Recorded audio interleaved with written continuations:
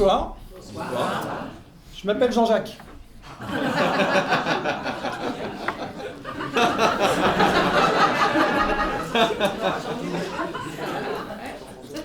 Et c'est toujours pas une blague. Mais du coup, comme j'avais prévu de faire mon sketch sur mon prénom, je suis un peu emmerdé. Mais je compatis, hein, j'avoue. Bon, en tout cas, je suis ravi d'être devant vous ce soir. Est-ce que vous allez bien? Ouais. Tout doux. Moi, je suis ravi d'être devant vous là, pour un passage d'environ 8 minutes. Maintenant que je me trouve seul là, sur scène devant vous, je me dis que j'ai vraiment bien fait.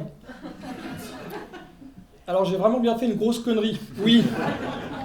Oui, parce que je me suis vite rendu compte que j'étais moins doué à faire pleurer de rire les autres qu'à pleurer tout court moi-même. Du coup, j'hésite encore entre le stand-up et le mime Marceau.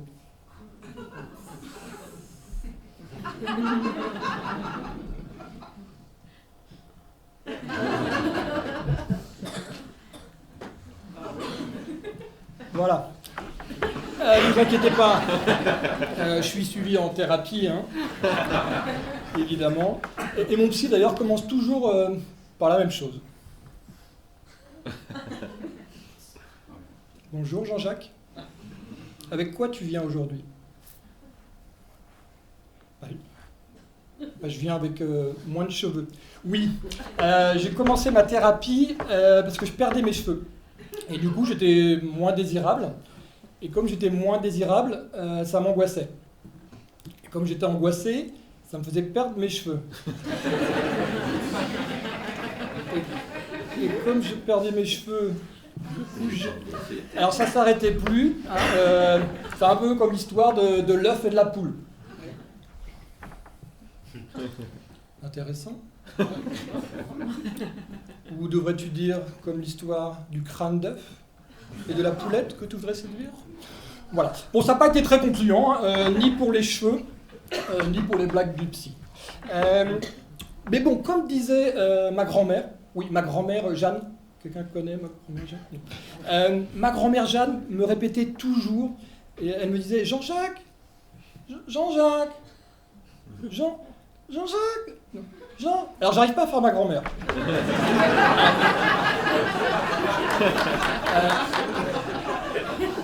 Ma grand-mère me répétait toujours Jean-Jacques, s'il n'y a pas de solution, il n'y a pas de problème. Monsieur, on sait quelque chose? Ah oui, pardon. Non, on m'a dit surtout Jean-Jacques. Ah oui, pardon. On m'a dit ne vise pas le public, c'est vrai, ça me revient, surtout sur le physique. Désolé, pardon. D'ailleurs, en parlant de physique, je ne sais pas si vous avez su, mais en octobre dernier, le prix Nobel donc, de physique a été attribué à un Français. Ah, est-ce que quelqu'un connaît son nom? C'est moi les malins, alors on rigole beaucoup. Quelqu'un? Non. Alain Aspect, donc on peut l'appeler très fort. Alain Aspect a reçu le prix Nobel de physique. Et c'est pas tous les jours, hein. Sécurité, un Français. Voilà, donc Alain Aspect. Bon, j'ai une petite surprise pour vous. Alain Aspect est là avec nous ce soir. Je vais le chercher, mais applaudissez-le bien fort. Un prix Nobel à Nantes, c'est pas tous les jours. On l'applaudit.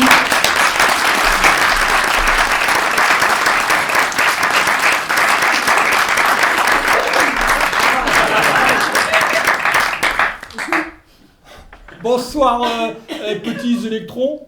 Bonsoir, mes petits protons. Bonsoir, mes petits photons. Alors, ce soir... Bon, je vois bien que vous n'y croyez pas. Bon, pourtant, j'avais bien l'aspect d'Alain. Mais peut-être que ça se passe davantage à l'intérieur. Et que c'est peut-être pas non plus suffisamment spectaculaire. Alors, j'ai peut-être pas tout misé ce sketch sur les jeux de mots, hein. On est d'accord. Peut-être davantage sur le mime Marceau.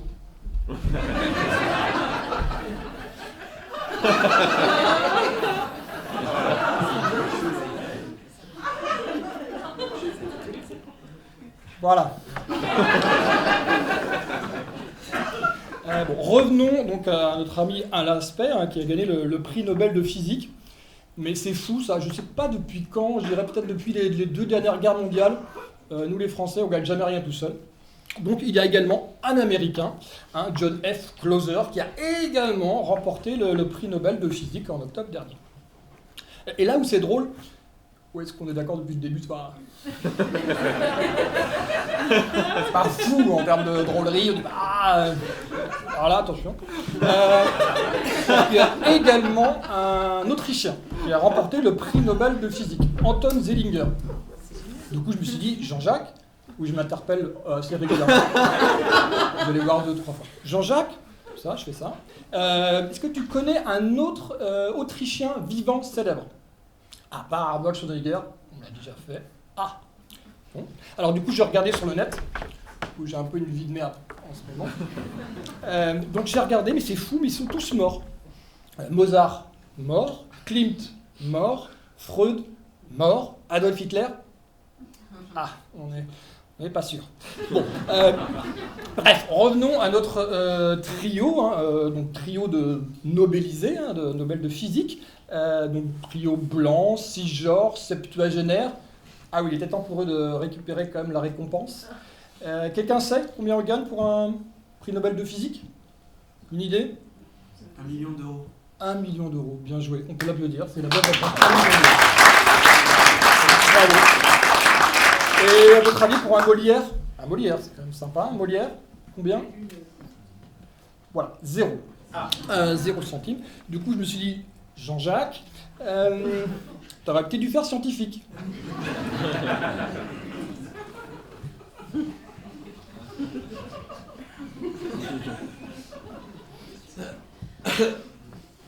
Ou le mime Marceau.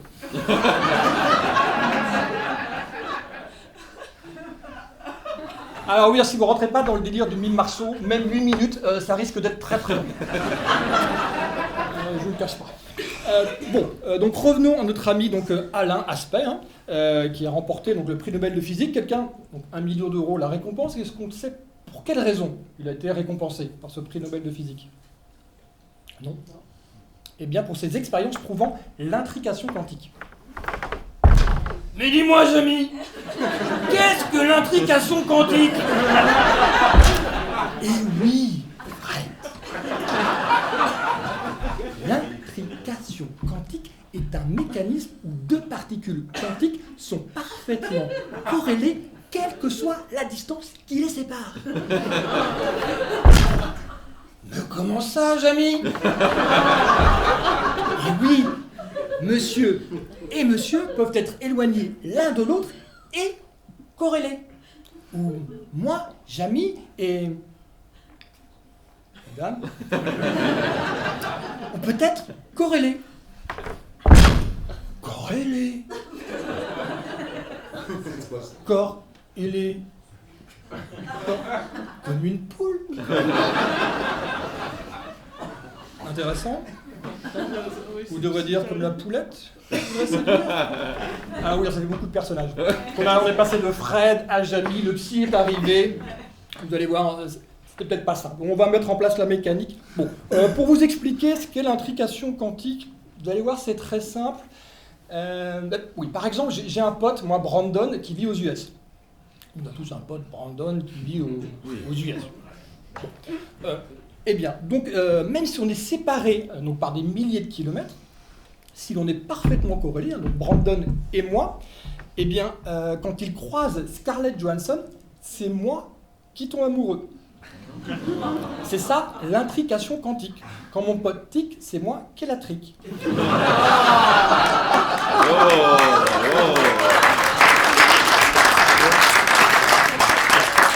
Mais vous allez voir, moi je trouve ça fou, moi, cette histoire de physique quantique, donc il y a l'intrication quantique, mais également le principe de superposition. Mais dis-moi, Jamy, qu'est-ce que le principe de superposition? Et oui, Fred, le principe de Merci, Fred et Jamy. Donc, le principe de superposition, pour bien que vous compreniez, c'est quand une particule peut être à la fois ici et ailleurs, en même temps. Rien de plus simple pour comprendre. C'est un peu comme ce qui se passe maintenant. Il y a un mec qui est sur scène, là, serein, alors que son aplomb est parti très très loin en vacances au Bangladesh. Ou que sa bouche vous parle de physique quantique alors qu'il ne rêve que de sa prochaine gorgée de gin tonic. Moi, j'aime bien tout ce que j'ai dit. Alors, ou alors, par exemple, monsieur, bon, on voit son corps hein, qui est là, parfaitement assis sur cette chaise, sur ce fauteuil, et on voit bien que lui, il est resté bloqué avec Scarlett Johansson. Hein. Bon, en même temps, c'est peut-être plus sympa qu'un côté rester bloqué avec Alain Aspect. Alors, bonsoir, rebonsoir. Merci, Alain. Alors, le principe de superposition, ça fonctionne également avec les vitesses. Donc, une particule peut aller à 2 vitesses différentes en même temps. Alors là, vous allez comprendre tout de suite, parce que c'est exactement ce qui vient de se passer. Quand il y a un mec qui vous fait un passage d'environ 8 minutes, ben pour lui, ça passe super vite. Et pour vous, c'est super vite. Voilà, merci. C'était Jean-Jacques, Fred et Jamy, Alain Aspect, ma grand-mère.